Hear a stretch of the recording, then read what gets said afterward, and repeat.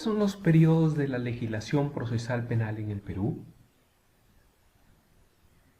Hola, soy el docente magíster Javier Ruperto Rojas Jiménez y hoy voy a absolver esta pregunta en el desarrollo de la sesión de la asignatura de Derecho Procesal Penal 1. La historia legislativa de la legislación procesal penal en el Perú tiene importantes momentos históricos que han configurado los avatares de la justicia penal, cada uno signado por especiales motivaciones político-criminales y procedimentales de marcadas influencias procesales, resultados prácticos y fallidos intentos que, a mi criterio, los he podido dividir o diseñar de la siguiente manera. El primer periodo es aquel que predominó las leyes españolas y que se encuentran demarcadas desde 1824 hasta 1863. El segundo vendría a ser el periodo de la codificación que se inició desde 1963 y culminó en 1940. El tercer periodo vendría a ser la fase de la crisis inminente. El tercero, la propulsión de la reforma, es decir, la dación del proyecto Huanchaco del 2002. Y el último vendría a ser el cambio de paradigma, el Código Procesal de 2004. Vamos a incursionarnos en el estudio de cada uno de estos periodos, tratando de precisar las características más resaltantes, las marcadas influencias procesales que demarcaron en la historia legislativa del proceso penal en el Perú.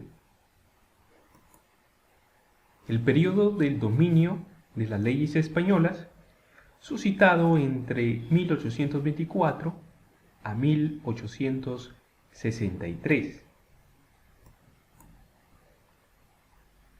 Luego de haberse suscitado la independencia política de la independencia del Perú, lo que se tuvo como panorama es la independencia política de España, pero no la independencia jurídico-procesal penal, debido a que el conjunto de normas que se habían impuesto en el contexto de la época para poder realizar el procedimiento o el proceso penal todavía imperaban en nuestro país. Las circunstancias por las cuales se apreciaba este panorama era debido a que en nuestro país existía una pugna de gobernantes, existía el caudillismo militar y existía una inestabilidad política. En el aspecto jurídico se había ya elaborado la Constitución de 1823, pero que esta en poco tiempo fue sustituida por la llamada Constitución Vitalicia de 1826. En ese sentido, se puede afirmar que en este periodo, si bien se alcanzó liberación política de España, no significó una liberación inmediata de las ataduras jurídico-legales que nos vincularon con este país, por lo que durante este periodo de 1824 a 1863 se mantuvieron en vigencia las leyes españolas hasta que se entró a la siguiente fase o periodo. Periodo de la codificación, suscitado entre 1863 y 1940. Recibe esta denominación debido a que en este periodo es donde se puede ya tener una autoría propia de legislación peruana en materia del derecho procesal penal. Y vamos a estudiar los distintos códigos que fueron otorgados y estuvieron vigentes durante este periodo. Código de Procedimientos en materia penal de 1863. Vamos a precisar ciertas características resaltantes de cada uno de los códigos, en este caso de 1863. Se tiene como fuente normativa a una influencia del Código Penal español. Recién habíamos salido del periodo de la influencia española y se tuvo como fuente matriz al Código Procesal Penal Español de 1848. Este código tenía un marcado régimen inquisitorial y escrito. Sin embargo, normativamente se consideraba al imputado como un sujeto de derechos. Valga rescatar que en el sistema inquisitivo no se podía apreciar al imputado como un sujeto de derecho, sino como un objeto de persecución. Entonces, el régimen inquisitorial del Código Procesal Penal Español, que sirvió de base, tenía una inclinación reformada del sistema inquisitivo. Y ello era porque ya en estos años se había propagado la Revolución Francesa, en donde se había visto la universalización de derechos del hombre y del ciudadano, que fue ya conocida a nivel mundial mediante la Declaración de 1789. En cuanto a la acción penal estaba reservado al ejercicio por parte del agraviado, sus familiares y representantes de menores o incapaces, quienes tenían que recurrir al juez para poder realizar la persecución del delito o falta que se hubiere cometido contra cualquiera de estos. Los que desempeñaban la función propia del Ministerio Público, como ahora se conocía, eran los denominados de agentes fiscales. Y los agentes fiscales tenían la obligación de acusar y cooperar con los acusadores particulares. Es decir, el agraviado, sus familiares, representantes, recurrían al juez y era el agente fiscal quien colaboraba o coadyuvaba con los acusadores particulares. También aquí es de rescatar que se aceptó una acusación popular en cierto momento. No se tenía obligación de acusar.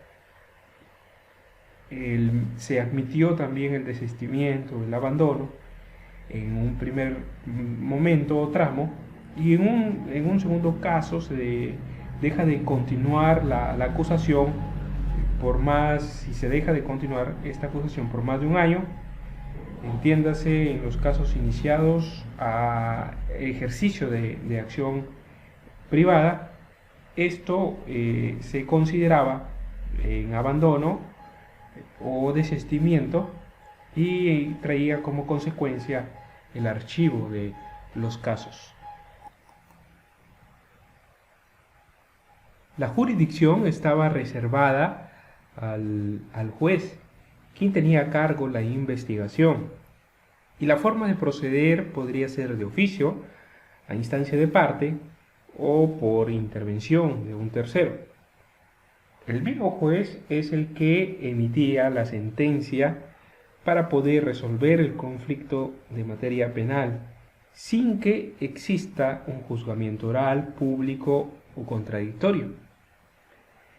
La Corte, en este caso, la Corte Superior, se encargaba del conocimiento del recurso de apelación de la sentencia emitida por el juez investigador. Y por su parte, la Corte Suprema se podía interponer o se podría tener conocimiento de recurso de nulidad cuando corresponda, según sea el caso. En cuanto al proceso penal, estaba definido en dos etapas: el proceso sumario, la etapa sumaria y la etapa plenaria, o el sumario y el plenario. En cuanto a la primera etapa, era aquella en la que tenía por finalidad investigar la existencia del delito, al autor o los cómplices, es decir, es en donde se recababa todos los indicios reveladores de la comisión del ilícito penal y todas las personas que se encuentren involucradas en el evento criminal. Y en la segunda etapa, que es el plenario, era donde se tenía que determinar la culpabilidad o la inocencia del imputado mediante la emisión de una sentencia condenatoria o absolutoria.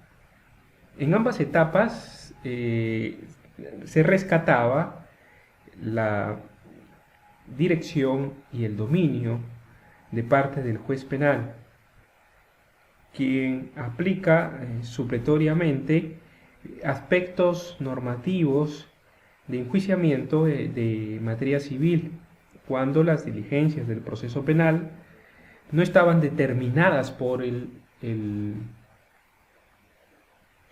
Código en materia penal de 1863.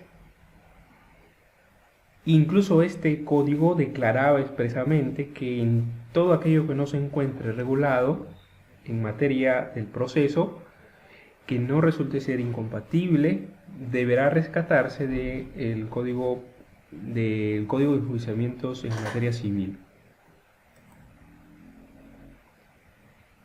En cuanto a la valoración probatoria, se tenía dos clases de prueba, la semiplena y la plena. En cuanto a la primera, no excluía la posibilidad de que el acusado sea inocente o al menos culpable. No existía esa posibilidad, no excluía. En cambio, en cuanto a la prueba plena, es aquella que determinaba de forma evidente la culpabilidad del acusado. Varias pruebas semiplenas reunidas entre sí, que no sean contradictorias, podrían formar consecuentemente una prueba plena. La sentencia condenatoria que no se fundara en prueba plena, entonces sería causal de nulidad e incluso podría acarrear responsabilidad administrativa de parte del juez. En ese sentido, la prueba y la valoración de la prueba tenía un rol indispensable en la emisión de la decisión de parte del juez. Cuando se hacía referencia a una sentencia condenatoria, tenía que basarse sí o sí en prueba plena. La sentencia emitida por el órgano jurisdiccional era apelable, como ya se precisó, ante la Corte Superior, quien absolvía la vista del agente fiscal. Previamente tenía que haber un pronunciamiento fiscal. Y no se permitía el juicio criminal al reo ausente, reservándose en este caso hasta que se encuentre a la persona imputada del hecho delictivo. Y el recurso de nulidad reservado a la Corte Suprema era admitido en los casos en que solamente se había infringido la ley en la aplicación de la pena, o también por omisión de algún trámite o diligencia especial que resultaría ser indispensable de parte por mandato de la ley y que había sido obviada en el trámite del proceso. La infracción entonces se debía a infracción legal cuando, sobre todo cuando la sentencia ha sido una mala calificación del evento delictivo y conforme a ella se aplica la pena al delincuente.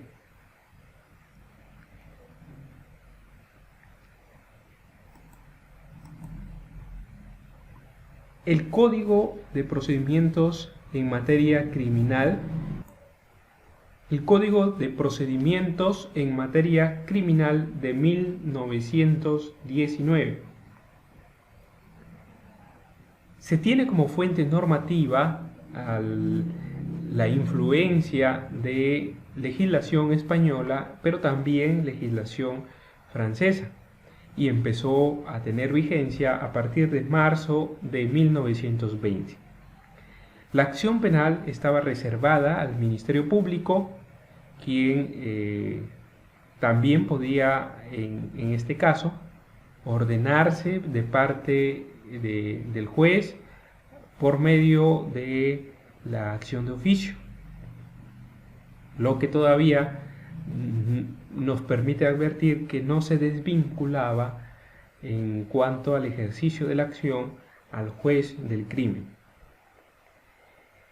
salvo que la misma norma establezca su procedencia por querella o por acción popular, en donde ya permitía el ejercicio de la acción a aquellas personas titulares del bien jurídico o a aquellas personas que por la importancia o el valor de ese bien jurídico consideraban conocer el hecho y ponerlo en conocimiento del juez para la solución correspondiente. También se ejerce, en este caso, funciones específicas en lo que concierne al Ministerio Público o Ministerio Fiscal, al agente fiscal o promotor fiscal nombrado, que para efectos de el ejercicio de la acción en la denuncia de delitos se había identificado también para casos puntuales el ejercicio de funciones fiscales a los alcaldes de provincia, distrito, a los prefectos, subprefectos, gobernadores y comisarios de policía. Pero el agente fiscal o promotor fiscal nombrado es quien asume la función del ejercicio de la acción penal pública. Es decir, los anteriores funcionarios o servidores tenían específicas áreas de función fiscal, pero el ejercicio puntual de la acción penal pública tenía que ser comunicada por parte del agente fiscal o promotor fiscal nombrado. En cuanto a la jurisdicción, el juez investiga de oficio los delitos, sean estos en flagrancia o cuasi flagrancia. Este procedería a la investigación y determinaba también la situación jurídica de la persona investigada, podía determinar la libertad cuando se establecía fianza, debiendo informarse esta situación jurídica a la sala del crimen. Cuando ya se concluía la investigación, cuando concluía este juez la investigación, derivaba las actuaciones a la sala del crimen, que estaba conformada por 3 jueces, para que se proceda al desarrollo del plenario, que básicamente consistía en un juzgamiento para la emisión de la sentencia.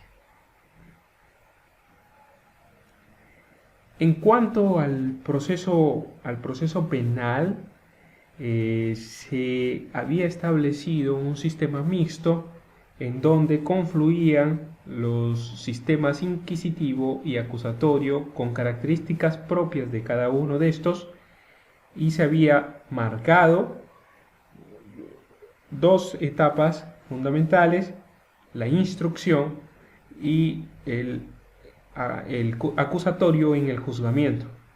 La primera etapa estaba a cargo del juez del crimen, como se pudo detallar en la jurisdicción, y la segunda etapa estaba a cargo de las salas del crimen. La primera etapa eminentemente dedicada a la investigación y la segunda etapa eminentemente dedicada al juzgamiento. La etapa de instrucción vendría a ser donde se desarrolla la investigación, y la etapa de acusatorio en donde se desarrollaba el juzgamiento.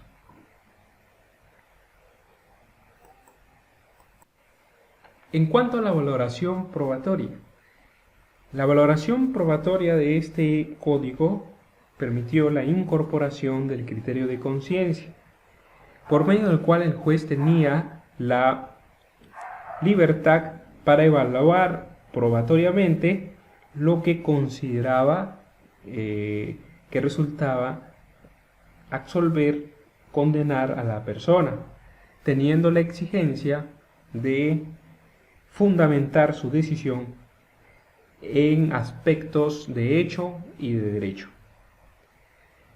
En cuanto al rubro de la acción civil, la reparación civil de los agraviados, se regulan procedimientos especiales para los delitos de injuria, calumnias, contra la honestidad y delitos flagrantes y faltas, resultando legitimado para este aspecto el Ministerio Público como parte civil.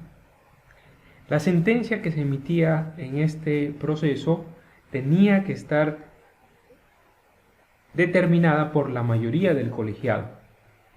Inmediatamente después de haberse concluido ya el juzgamiento, la sala del crimen emitía la decisión, que podría ser condenatoria o absolutoria, y contra esta resultaba pasible la interposición del recurso de nulidad ante la Corte Suprema.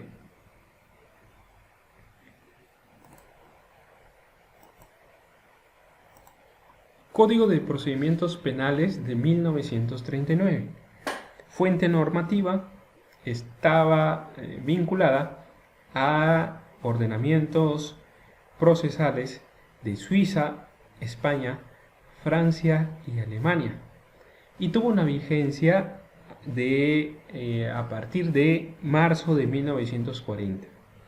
La acción penal en este caso era ejercida por el juez a través de ejercicio de oficio, quien desempeñaba la función de instructor, pero también le correspondería el ejercicio de comunicación del hecho al representante del Ministerio Público, así como terceros que tenían facultades de denunciar el hecho ante el Ministerio Público para que éste lo interponga al juez.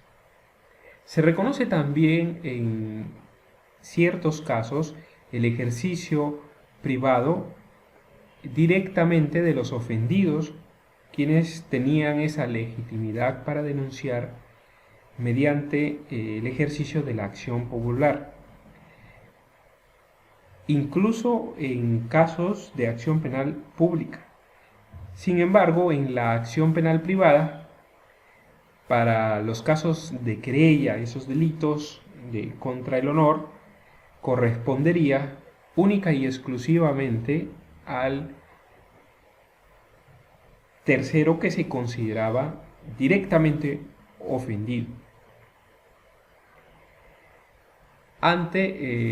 y recurría de forma directa ante el juez instructor. La jurisdicción. Para la jurisdicción penal se tenía al juez instructor para el desarrollo de la etapa de instrucción. En esta etapa se realizaba todos los actos que eran necesarios para esclarecer el hecho y para poder recabar todos los indicios que revelaban la comisión del hecho punible. Toda la actuación en esta etapa era ya derivada para un juicio oral en la etapa de el juzgamiento por parte del Tribunal Correccional y estaba integrado por tres vocales que a su vez previamente a este desarrollo tenían que derivar todas las actuaciones al fiscal superior para que pueda emitir una acusación fiscal. En los delitos de acción pública, sobre la base del juicio oral, se rescataban ciertos principios que resultan ser vitales para el juzgamiento. A la finalización de este juzgamiento se emitía la decisión y contra la decisión procedía el recurso de nulidad para que sea conocido por la Corte Suprema, en donde estaba integrado por 5 vocales supremos. El proceso penal, en consecuencia, estaba dividido en dos etapas, ¿no? La etapa de la instrucción y la etapa del juzgamiento. La instrucción reservada al juez instructor y el juzgamiento reservada al Tribunal Correccional, y que estaba construido sobre los principios de publicidad, oralidad y contradictoriedad en los delitos de acción penal pública, mientras que para los delitos de acción privada debía ser el querellante quien acuda directamente al juez instructor.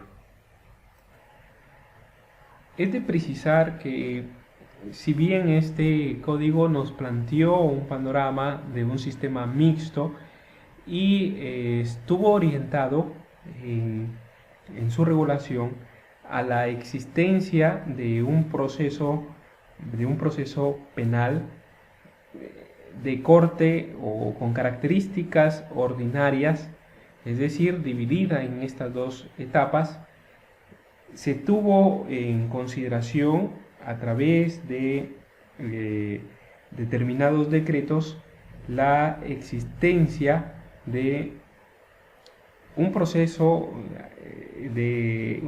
denominado sumario, y este proceso sumario es lo que trajo como consecuencia el colapso del sistema penal mixto, lo que será precisado más adelante.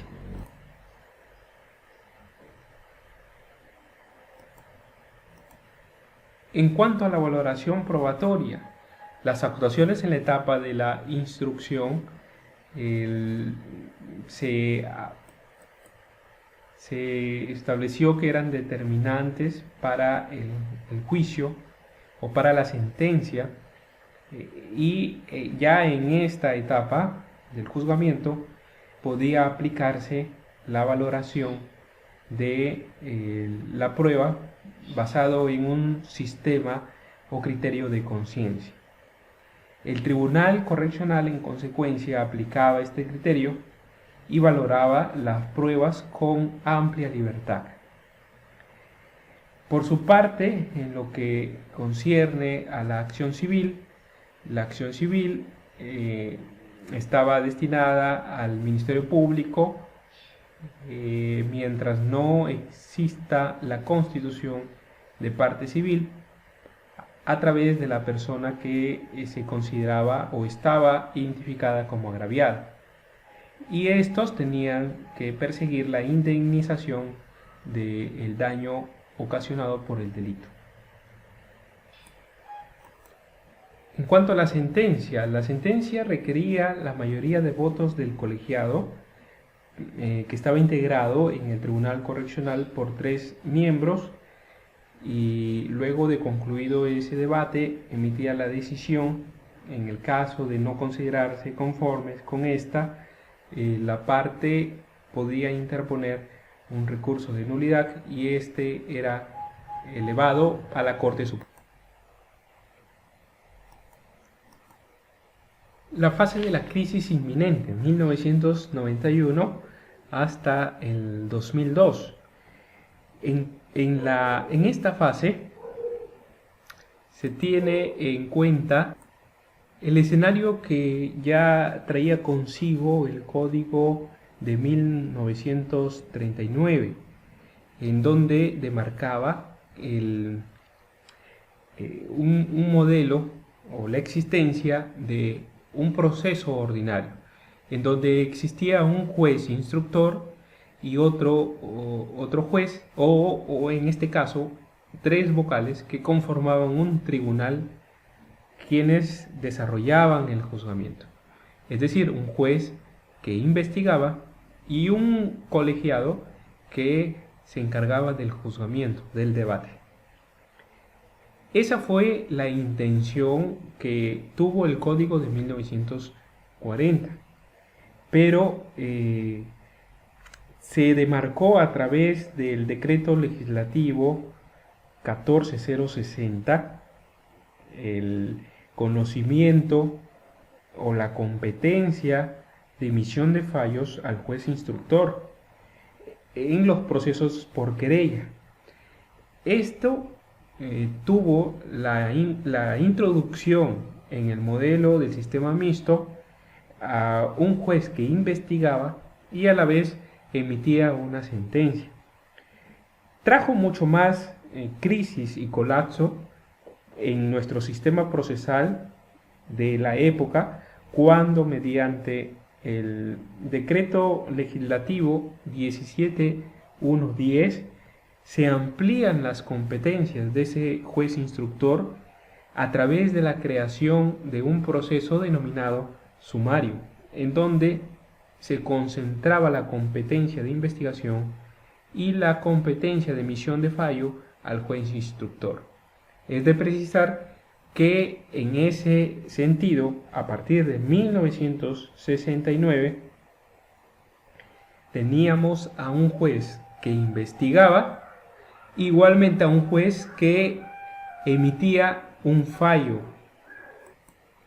En resumen de esta crisis, se tuvo 2 clases de proceso: un proceso ordinario, que era propio del modelo mixto, donde un juez investigaba y un tribunal desarrollaba el juzgamiento para la emisión de un fallo, y otro proceso sumario, donde el juez investigaba y emitía fallos sin desarrollo de juzgamiento.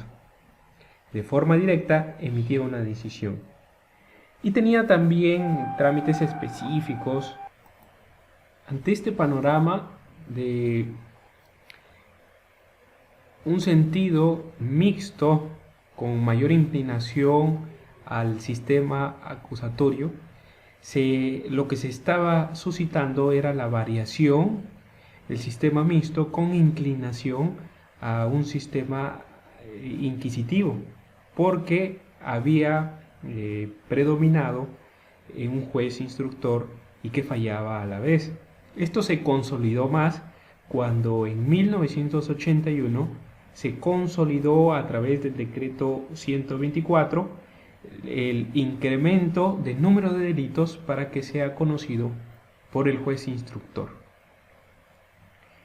Ante este panorama y esta situación, se intentó retroceder a través de un proyecto de creación de juzgados unipersonales, pero nunca se aplicó tal disposición, solo quedó en intención.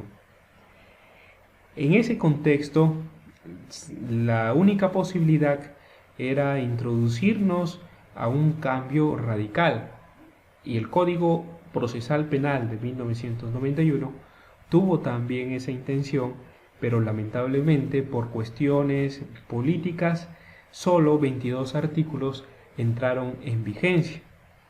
Y digo políticas porque después de muchos años se pudo descubrir todos los actos de corrupción que se vivieron en el contexto de la época, en donde incluso el 5 de abril de 1992 se suscitó un autogolpe y luego de muchos años se descubrió los actos de corrupción que se habían enquistado en todo el estamento del aparato estatal, político, jurisdiccional. Esto retardó evidentemente las instituciones y la administración de justicia en general. Trajo mucho más crisis y colapso cuando en 1996 se consolida al proceso denominado como sumario.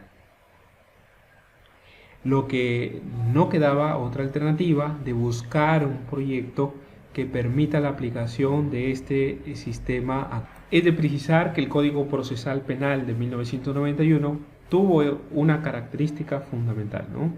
Es de corte acusatorio y tenía bien diferenciadas las funciones que correspondían sobre todo a los sujetos de fiscales y jueces. El fiscal es para investigar y el juez es para determinar en sentencia la absolución o la condena previo juzgamiento. El proyecto alternativo del Código Procesal Penal nunca entró en vigencia bajo estas mismas pautas de un modelo acusatorio y solo se quedó en una intención. Después ya tuvimos la propulsión de la reforma. La etapa de la propulsión de la reforma suscitada entre el 2002 al 2004. En Trujillo específicamente es donde se desarrolla esta propulsión de la reforma a manos de el extinto profesor Florencio Mixán Mas. Mixán Mas, en conjunto con otros abogados y juristas de la época, se reunieron para poder elaborar una propuesta, un proyecto, para poder enrumbarnos a la nueva visión que se vivía en el contexto de Latinoamérica y de gran parte del mundo, e incorporarse a un modelo procesal acusatorio. Así que, reunidos en Huanchaco, se fundó el grupo denominado Huanchaco, que se instituyó como centro de estudios para la reforma de la justicia democrática y libertad, Serjudel. En estas circunstancias se tuvo a bien qué es lo que se acontecía a nivel latinoamericano, en donde ya algunos países estaban incorporándose al modelo acusatorio. En estas reuniones se especificó el desempeño sobre todo de los dos sujetos procesales, Ministerio Público o fiscales y jueces. En el Ministerio Público se reservó el ejercicio de la acción pública o de los delitos de ejercicio público para este. En el ejercicio de la acción privada debía ser para aquellos delitos contra el honor directamente por el ofendido, en donde el Ministerio Público no iba a participar. El juez tenía competencia para juzgar y emitir el fallo. Esta diferencia bien determinadas nos demarcaban la visión de corte acusatoria. El juicio debía ser oral, público y contradictorio, y la sentencia debía emitirse a consecuencia de el debate desarrollado por un órgano colegiado. También debemos precisar que todo este trabajo realizado por el grupo selecto de abogados y juristas y dirigidos por el profesor Florencio Mixán Mas tuvo como resultado el denominado proyecto legislativo o proyecto Huanchaco. Así, en ese contexto, cuando ya se tuvo elaborado el proyecto Huanchaco del 2003, iniciado desde el 2002 en la ciudad de Trujillo, se realizó un evento que congregó a muchos exponentes de la época de la reforma procesal penal en Latinoamérica, y se pudo escenificar un juicio modelo del sistema acusatorio adversarial que planteaba el proyecto Huanchaco.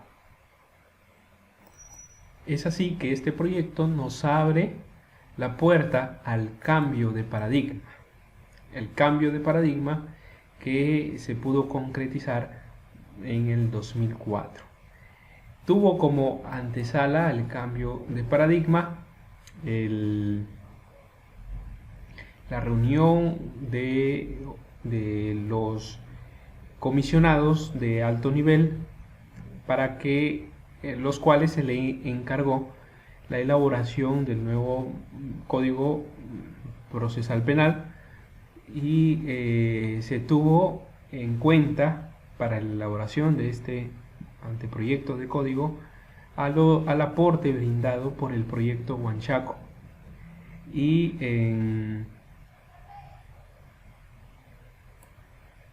Pero en un contexto extraño, porque el Ministerio de Justicia, que con esa comisión se elaboró un proyecto de forma rápida, tratando de excluir un poco lo que planteaba el proyecto Huanchaco.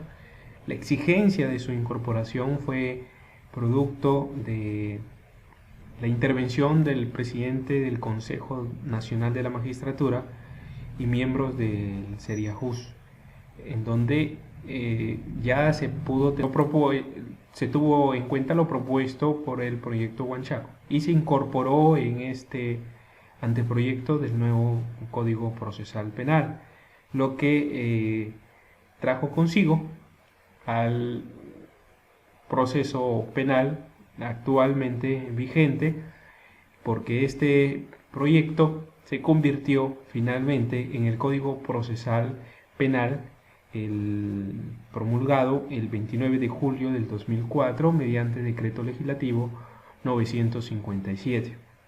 Las razones específicas se deben a esa circunstancia de crisis y cambio de paradigma que eran propios del contexto de la época, en el que, por ejemplo, en el derecho comparado ya existían muchos países que habían adaptado su legislación a los estándares exigidos en los tratados internacionales de derechos humanos.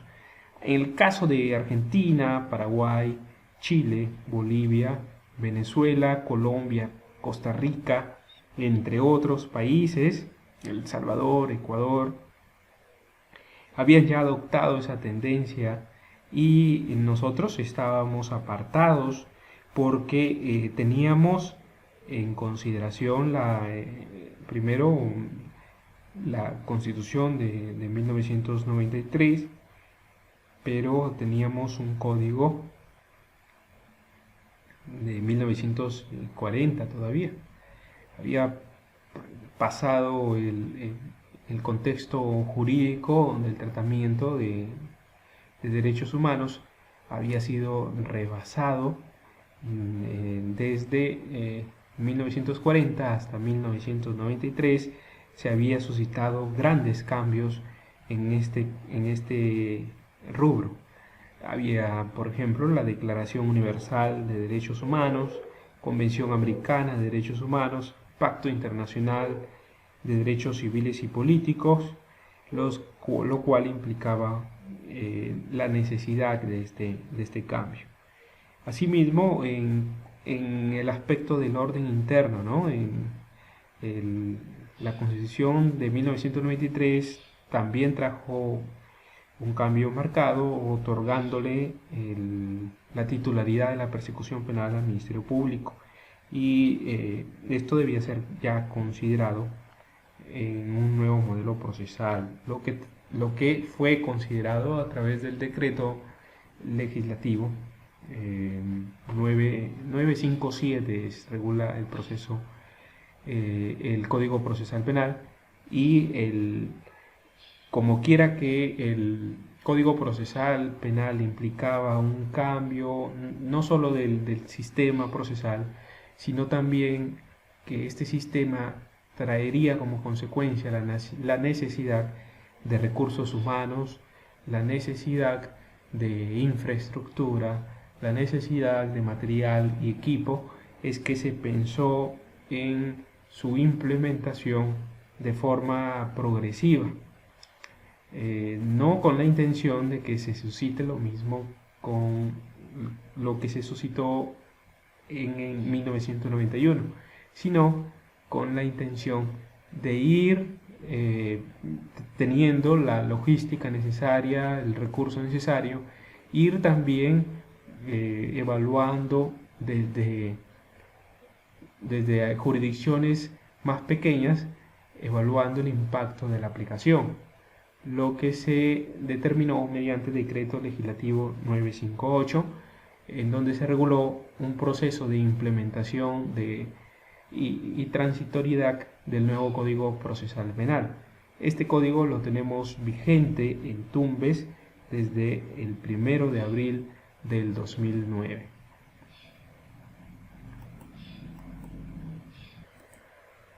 ¿Y cuáles son las características que traía consigo el Código Procesal Penal del 2004? Primero, la configuración de un proceso penal según la Constitución, ¿no? Teníamos ya el Código de 1940, que se basó en una Constitución que ya no era la actual, y nosotros, en virtud de este código, ante la nueva Constitución de 1993, se tuvo una configuración de este proceso penal según la Constitución, en donde se respetaban los principios y valores superiores como presunción de inocencia, igualdad y libertad. Otra característica es la adopción del modelo acusatorio con rasgo adversarial. La persona involucrada en el ilícito debe ser oída, se debe proceder a interrogar a todos los órganos de prueba, se debe admitir el contrainterrogatorio de testigos, también existe la posibilidad de presentar la prueba como defensa, entre otros aspectos de adopción de un modelo acusatorio, que básicamente radica en la actuación de pruebas y la contradicción por parte de los sujetos de la relación jurídico-procesal. El equilibrio entre la garantía y eficacia, que configura un proceso garantista al reconocerse de manera amplia los derechos del imputado, sin también dejar de lado derechos de la parte agraviada. La racionalización del proceso penal y mecanismos de negociación. En aquellos 22 artículos que fueron implementados desde 1991 es lo que se incorporó como el denominado principio de oportunidad. Este código también trajo consigo algunos mecanismos de simplificación procesal y negociación penal, y ahí también se tuvo en cuenta el principio de oportunidad y otros que serán materia de estudio en su debida oportunidad. Es de precisar que este Código Procesal Penal del 2004, en mérito ya al contexto precisado de requerir, ¿no?, financiamiento, recursos e infraestructura, empezó esta vigencia progresiva en Guaura, en el distrito de Guaura, como plan piloto, ¿no? Y tuvo un gran éxito. Le siguió en la aplicación al Distrito Judicial de la Libertad, y así poco a poco ha ido implementándose en gran parte del Perú.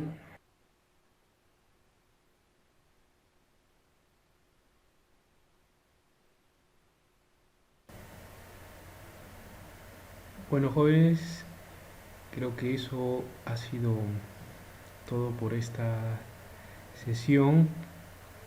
Espero que se haya absuelto la pregunta planteada y estoy muy agradecido.